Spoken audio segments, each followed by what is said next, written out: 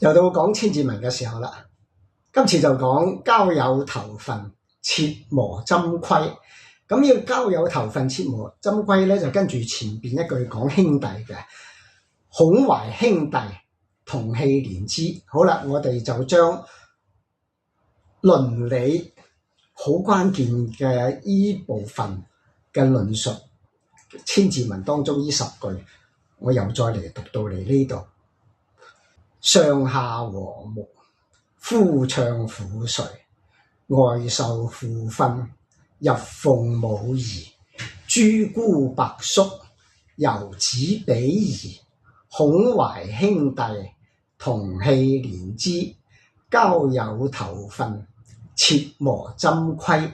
好啦，今次就講切磨針規。咁喺我哋前邊嗰度咧，就係講孔懷兄弟，兄弟同父同母，同氣連枝，我哋就有一棵大樹裏頭嘅分支。呢度咧就講到朋友啦。其實響兄弟之間一個交往係一個家族好少嘅，慢慢我哋嘅生活環境會擴大，一擴大呢個生活環境就要交朋友。交友頭份好講求一種緣分，我哋交朋友交友一定有投緣，好希望我哋能夠交到一啲好有學問嘅人，好有德行嘅人為朋友。所以後邊就有一個切磨針規。切磨針規裏頭咧，就係嚟自於《詩經》衛風奇奧裏頭一個叫做有非君子，如切如磋，如琢如磨，係好粗糙。我哋要切磋，要將佢切開，將佢打磨，仲要雕琢。喺呢個過程當中，先至會成器。我哋交朋友，我哋自己要成器。我哋希望能夠交嘅朋友，亦都能夠成器嘅朋友。喺咁嘅環境底下，仲要點樣咧？切磨針規。針係咩咧？係針砭時弊嘅針，係以前作為一種醫病嘅手法，叫做針灸。咁針灸嘅針呢度，等陣再慢慢再解釋。呢個針義，互相之間朋友之間有問題，我會提出嚟叫針。針咧就係針落去啲肉度會痛，但係佢可以幫你醫病。切磨針規。咁交友頭份，切磨針規呢樣嘢，我哋真係好注意，因為我哋響細個嘅時候，響父母嘅關懷底下成長，有兄弟之間就互相打打鬧鬧嘅過程當中，父母會教導我哋兄弟之間會點樣團結友愛。好啦，當我哋長大走出社會嘅時候，交朋友嗰陣時係我哋自己個人一個人點樣面對社會嘅狀態啦。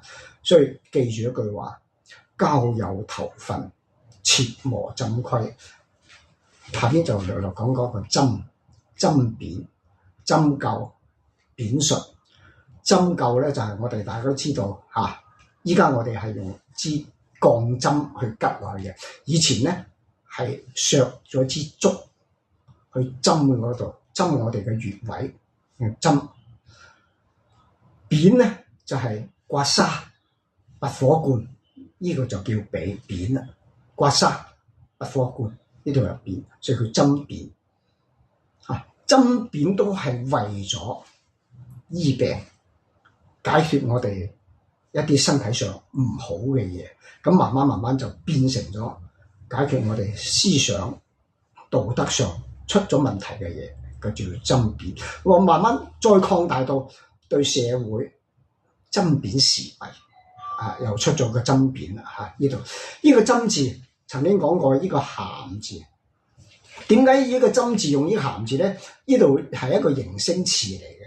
以前嘅咸字就係讀針字，因為依家嘅語音產生咗變化，呢個針同個鹹字已經變化咗好大啦。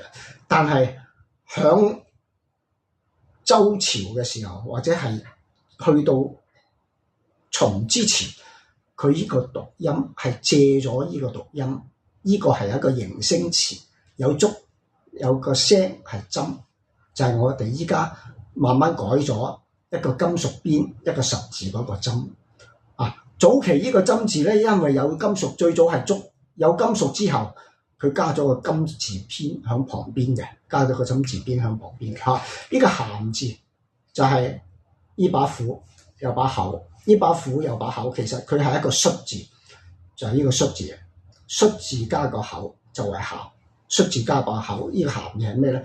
即係我要揸住呢支武器去為我個國，呢個口字就係國，包含咗好多嘅地方啊！只要係我哋嘅地方，就叫做鹹啦。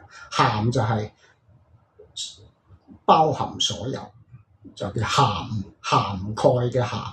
咁針砭時弊嘅針字就係咁樣嚟嘅嚇。交友投分，切磨針規，仲有一個咧，朋友之間要有真言。我哋而家講嘅係真言，朋友之間一定有真言，即係話我覺得你係邊度有問題，我會同你分析解釋清楚。第二種情況咧，依家朋友之間呢種咁樣嘅互相之間嘅提點咧，喺現代社會我見唔到，我真係見唔到。咁可能我孤陋寡聞啦，但係喺以前嘅社會，我睇到嘅文章、睇到嘅故事、睇到嘅歷史記錄都會有。即使喺西方嘅社會，呢啲問題都已經係好嚴重。因為一個整嘅社會趨向，呢種社會趨向以後會點樣改變呢？真係唔知，問下啲哲學家。好啦，今日就講交友投分，切磨針規，就講到呢度，多謝各位。